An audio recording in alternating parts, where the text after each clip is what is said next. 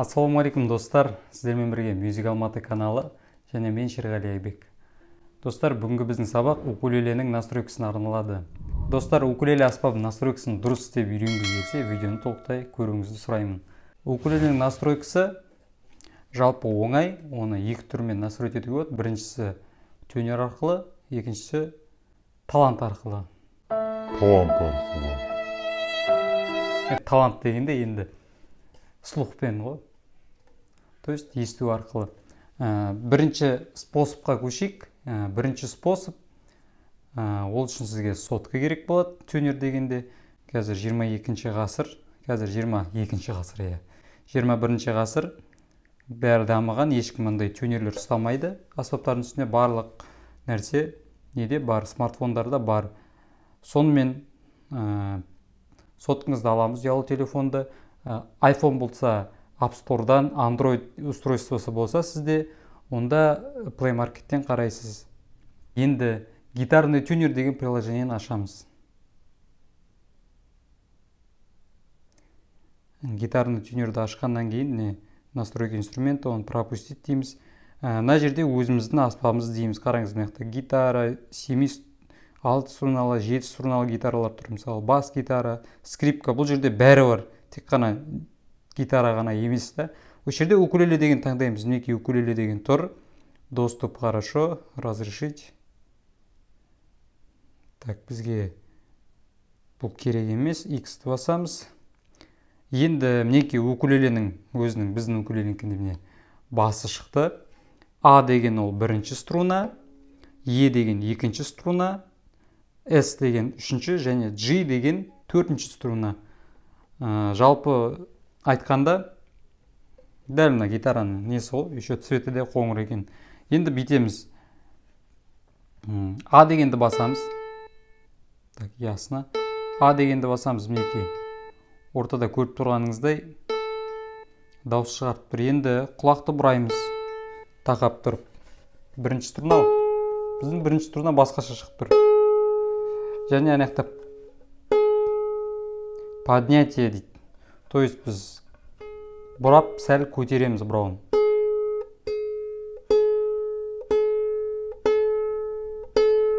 Көрінсе, жасыл болып бастап отыр.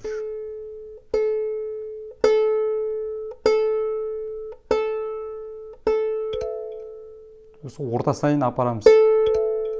Көрдіңіз бе? Келді деп тұр. Точно келді. Енді дәл солда Е дегенді басамыз да, екінші струнаны бұраймыз.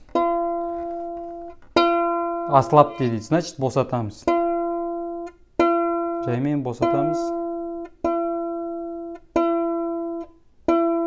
Уже асылға жақындады.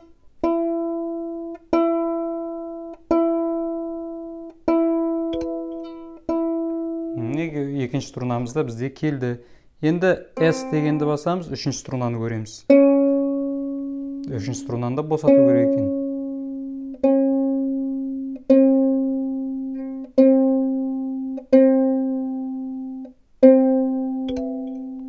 Үште келді, енді 4, G. 4-ті көтеру керек.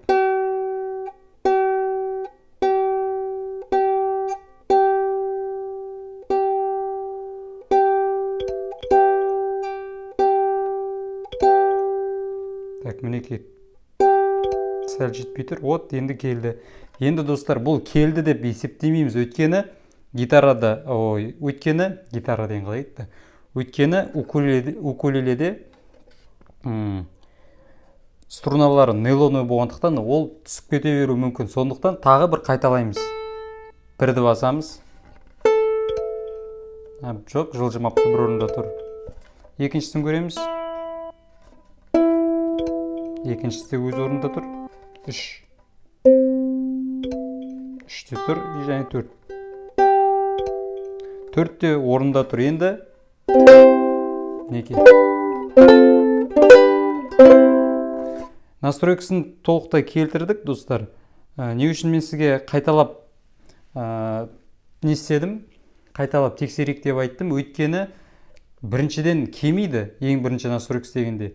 Сол 2 рет, 3 рет не істегеннен кейін настройкасы келеді. Өйткені ең басында струналар новый болады. Сол үшін келмей қалуы мүмкін. Енді новый аспапты айтып отырмын. Ал егер ойналған болса, ол бір орында тұру мүмкін. Менікі сияқты. Менікі өйткені ойналып отыр. Мен жаңа әдейі настройкасынан алып тастаған болатын. Енді екінші способқа көшейік. Екінші способқа көшу үшін қайтып настройканы алып тастайық. Ал енді не істеп тастадым да? Бұзып тастадым былай айтқанда. Бірінші струнадан бастаймыз. Бірінші струна алған кезде кішкене натяг береміз. Приблизительно мынау нормально қатты болмайды ау деп. Жаңағы тюнердегідей 100% болмайды бұл, бірақ приблизительно настройкасы болады. Бұл жерде ориентир 1-2-ге, 2-3-ке, 3-4-ке. То есть бір-біріне ориентир болады струналар. Бірді шұқыладық. Енді екінші шұқылаймыз. Екінші шұқылау үшін, екіні көру үшін бірінші струна мен екінші струнаның 5-ші латтағы нотасы бірдей шығу керек. Бірдей емес. Сол үшін біз сәл көтереміз. Или түсіреміз. Мысалы түсіреміз, қараймыз. Келмей тұр. Тағы түсіреміз. Қараңыз, 6-ға қарай кетіп қапты. 6 мен бірдей. Олай болмайды. Значит, көтереміз. Көтереміз. Тағы тексереміз. Жоқ, тағы көтерейік.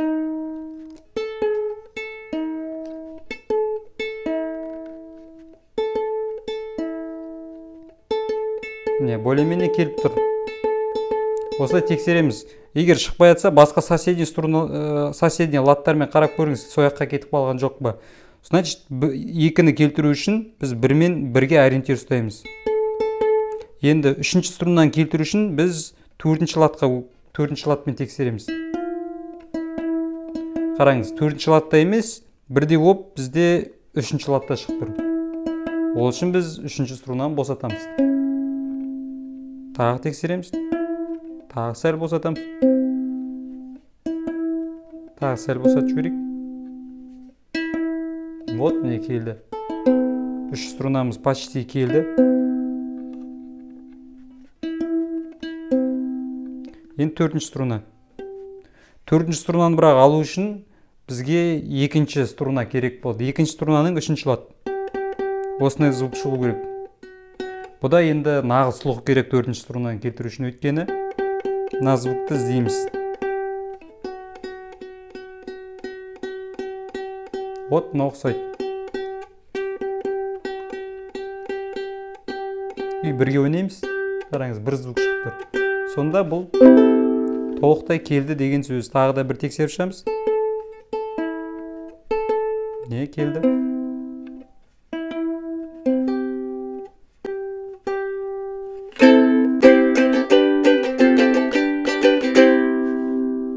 Мінекей достар, укулеленің настройкасын біз келтірдік.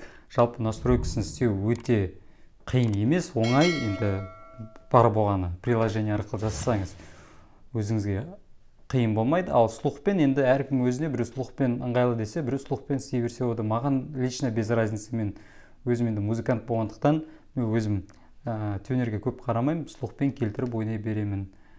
Достар, біздің басқа да каналымызда видеоларды көргіңіз келсе, мен ссылкаларды описанияға жазып қойдым, астында көріп шықсаңыз болады.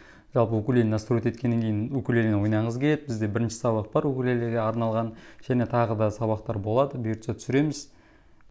Достар, біздің каналда тек қана укулеле емес, сонымен қатар гитара аспабында үйретеміз. Сол видеоларды көріп шықсаңыз да болады. Гитара сабақтары жөнінде, укулеле сабақтар болса, ол да описанияда тұр. Бүкіл видеоларға ссылканы описания қалдырамыз. Қызық болса көріңіздер, лайк басып комментарий жазыңыздар. Сіздермен болған Music Алматы каналы. Сау болыңыз.